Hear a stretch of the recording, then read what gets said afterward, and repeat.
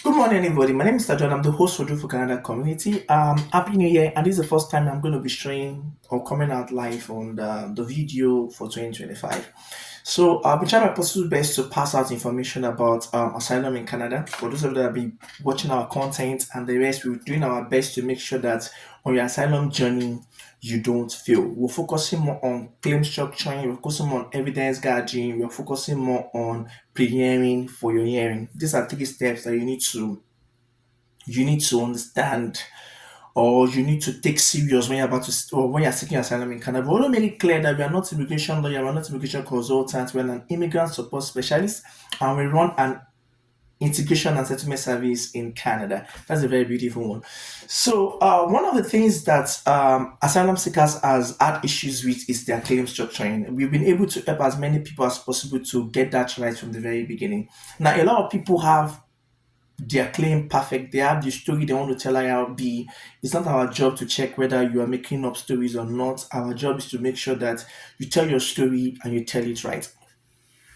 So a lot of them have their story, but one of the problems they have is that they don't know how to tell the story. So I've worked with different people to help to try my process to help them to restructure their claim. Some have been doing it successfully, while some they've submitted the claim already. But it's still something that we can still work in. That is where evidence gathering comes in. So whether you've submitted your claim, you've not submitted your claim, whether you submit a structured claim or an unstructured claim, we can still make things happen regardless. Now, I want you to understand the asylum process that because, let's take for example, bisexuality or LGBTQ is something that is banned in Nigeria, doesn't mean that you go about intentionally breaking the law. Now, the law wants to like put you or hold you bound that you run away from the law and now come and seek asylum in Canada because you were gay. So the system is not going to accept you because you're just a bisexual person or maybe because you are a lesbian or a gay. It's not designed to accept you like that. The system is designed to accept you if you're a gay person and you are being persecuted. You understand? Then you flee persecution, then you come to Canada to seek asylum. So the system will not is not encouraging you to be a lawbreaker. That's what I want you to understand. So Canada opposes the rule of law. Do you understand? If a law of a country states that don't do this, and intentionally go and do this, and you are now want to be punished by the law, you're now running it. That is a different case entirely. You're not being persecuted, you're running away from the law. So when you are telling your claim, when you're making a claim, when you're saying your story, the way you say it matters a lot. And this is where claim structuring comes in. Yes, you can be persecuted alongside like that. But at the same time, there's a way you need to coin and direct these claims. You cannot be breaking the law and you're expecting the country to protect you. That is why the legal process of asylum comes in. I'm not a legal person. Don't get me wrong, I'm not a lawyer. So, but sometimes I had to do claim reviewing with lawyers. And there's some questions they try to ask, especially the client, that I later go back and ask the client, and we use this one to help the client to understand what he's saying better and structure the claim. So sometimes a client can have an issue. What is the issue that the client can have? He's actually being persecuted, but the way he's framing it as someone that is breaking the law.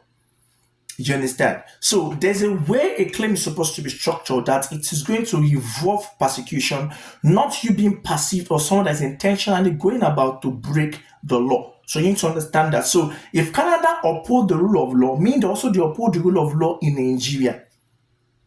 Do you understand the case? Yes. So this is not the case of you knowing that something is publicly wrong and you went publicly to do it. Now you are now being persecuted or you are being punished. Now it's no longer seen as a persecution now. It's not being seen as a punishment because it is the law.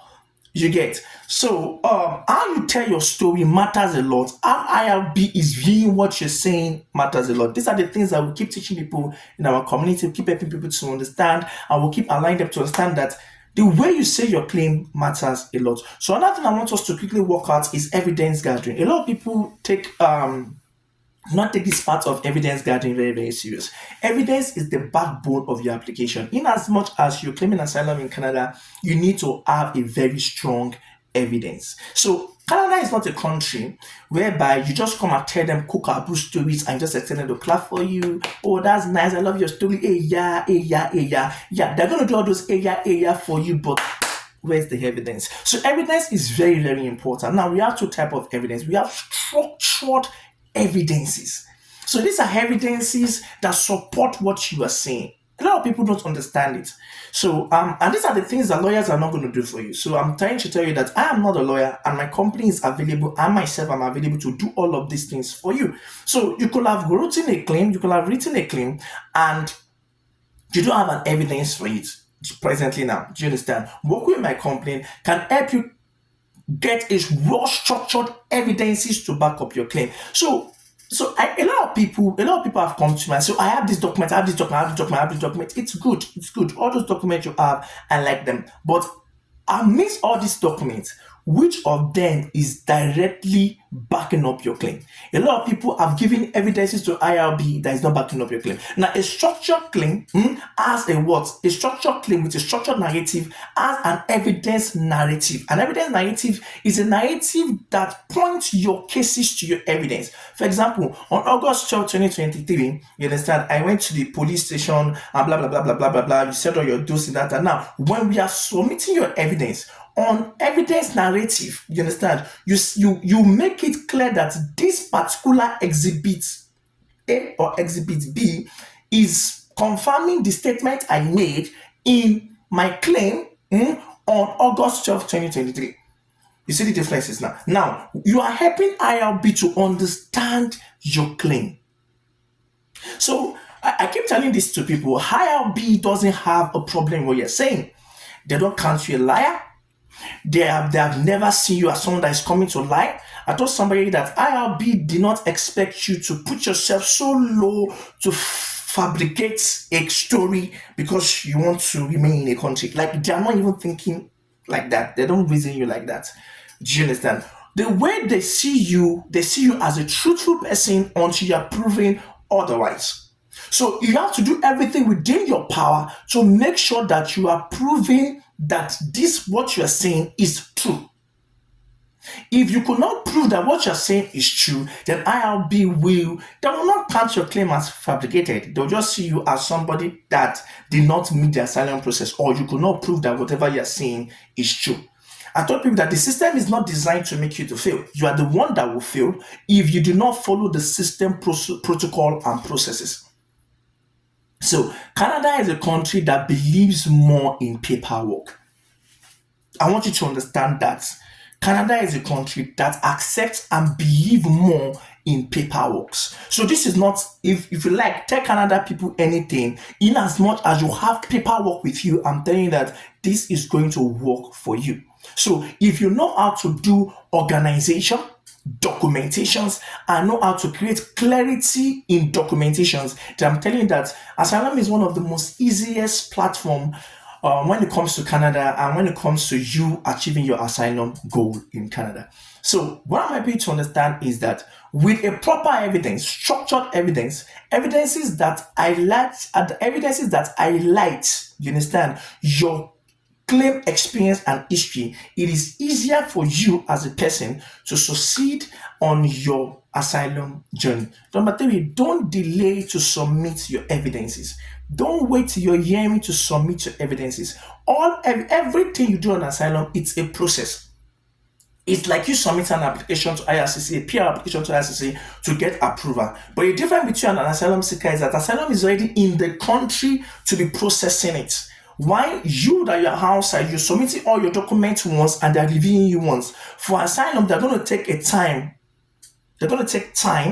You understand? So you need to give them evidences to also help them to make their decision. When you're delaying on the evidences, you're not helping IRB to make a fast decision. And this is why your hearing is actually taking time. Hearing are not supposed to take time. Everything Canada is supposed to happen in 6 months. That is the chronological timing for anything immigration in Canada, 6 months. But why sometimes they have this delay is if you don't have the necessary things to back up whatever you say you have in the system. You understand? So what I'm trying to help you to say, what I'm trying to say in a nutshell is that try your possible best to quickly send in evidences to IRB. So if you send your evidence quickly to IRB can quickly assess your claim and separate you from claims that are not that they perceive as this one need hearing. The good thing about quickly submitting evidences to IRB is that if you submit a robust evidence to IRB check the genuinity of your claim, they present there's a percentage rate that they might not call you for hearing. It happens. Just so there's a percentage rate that they might not call you for hearing because you have everything it takes to get protected in Canada. You have the evidences that back up the claim. You have the chronological, you have the structural claim itself, evidence that back up the claim. Even though they're doing an interview for you, just wanted to hear your word of mouth. Maybe it's a compulsory process, you understand. But there are cases whereby, based on robust evidences, they never call them for hearing. So I want to encourage you to submit your application properly, get your structured claim, gather your evidences, and submit your application. You can work with ADBA Lash INC to get all of this done. This is why we are here. This is why we are working rigorously to make sure that all of our client community members, everybody enjoy the best asylum process in Canada. We are one of the integration and settlement company in Canada that is actually doing this type of service. I'm not saying we are the only one. We are one of that's actually doing this type of service. We are supporting you to succeed. We are not supporting you to succeed. Thank you so much. My name is Mr. Drew, and I remain the host of the Drew for Canada community, and I remain the immigrant support specialist for ADB Lash INC. Thank you so much, and happy Christmas. Sorry, it's a New Year. Merry Christmas, Happy New Year, happy everything all together. You guys remain the best. Thank you.